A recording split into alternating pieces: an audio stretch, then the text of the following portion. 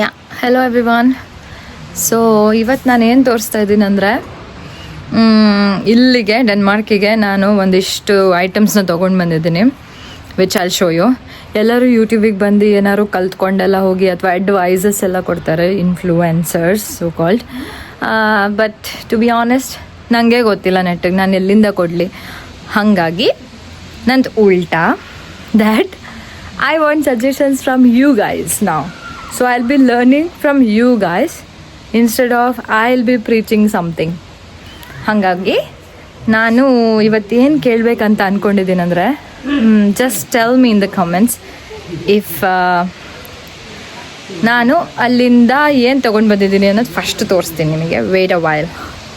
So ಇದು ಬಂದುಬಿಟ್ಟೆ ನಮ್ಮ ಮನೆ ಗಾರ್ಡನ್ ಇಲ್ಲಿ ಡೆನ್ಮಾರ್ಕಲ್ಲಿ. ಸೊ ಇದು ನಾನು ನಿನ್ನೆ ಒಂದು ಫಂಕ್ಷನಿಗೆ ಹೋಗಿದ್ದೆ, ಆ ಸೀರೆನ ಸ್ವಲ್ಪ ಬಿಸಿಲಿಗೆ ಹಾಕಿದ್ದೀನಿ ಇರಲಿ ಅಂತ. ಸ್ವಲ್ಪ ಏನೋ ಆಲ್ತು ಪಾಲ್ತು ಚೀಸೆ ಕಲ್ತ್ಕೊಂಡಿದ್ದೀನಿ ಬಟ್ ಎಷ್ಟು ಅದಾಗತ್ತೆ ಗೊತ್ತಿಲ್ಲ. ಸೊ ಮೇ ಬಿ ನಾವ್ you can see that I focus on this fish.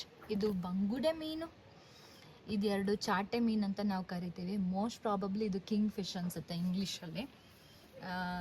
ಇದು ಜಗ್ ಮೀನು ಅಂತ ಕರಿತೀವಿ ನಾವು, ಸಣ್ಣ ಸಣ್ಣದು ಹೇಗಿದೆ ನೋಡಿ ಈ ಥರ. This is a dry fish.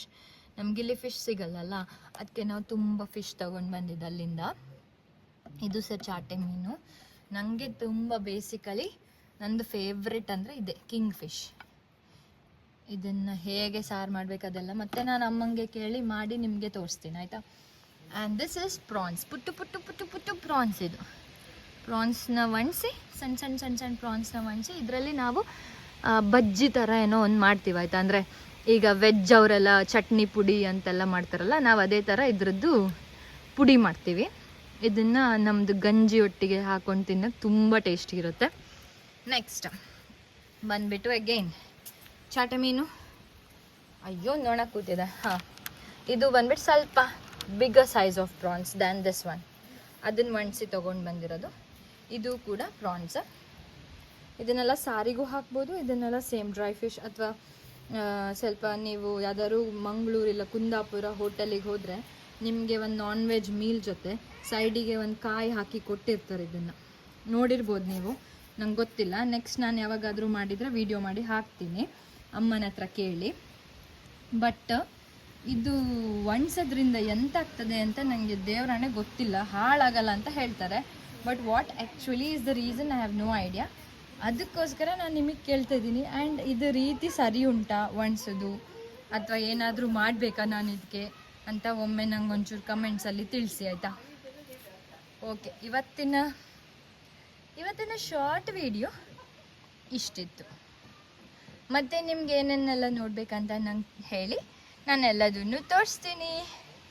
So ಇದು ಇಲ್ಲಿ ನಮ್ಮ ತುಂಬ ಸಮ್ಮರ್ ಆದಾಗ ನಾವಿಲ್ಲಿ ಡೈನಿಂಗ್ ಟೇಬಲ್ ಥರ ಯೂಸ್ ಮಾಡಿ ಇದನ್ನು ಓಪನ್ ಮಾಡಿ ಊಟ ಮಾಡ್ತೀವಿ ನಾವಿಲ್ಲಿ. ಬಟ್ ಇಲ್ಲಿವರೆಗೆ ನಾನು ಮಾಡಿಲ್ಲ. ಇದು ನೋಡಿದರೆ ಗೊತ್ತಾಗತ್ತೆ ನಿಮ್ಗೆ, ಅಷ್ಟು ಗಲೀಜಾಗಿಟ್ಟಿದ್ದೀವಿ.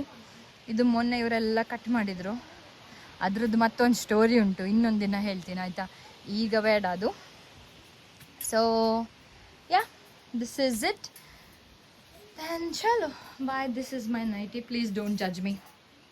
ಸೊ ಚಲೋ ಸರಿ ಗಾಯ್ಸ್. ಹಾಗಾದರೆ ಏನೋ ಡೆನ್ಮಾರ್ಕಲ್ಲಿ ಒಂಚೂರು ಬಿಸಿಲು ಬಂದುಬಿಡಿದೆ, ಅದಕ್ಕೆ ಇರಬರೋದನ್ನೆಲ್ಲ ತೆಗೆದು ಹೊರಗಡೆ ಹಾಕ್ಬಿಟ್ಟಿದ್ದೀನಿ.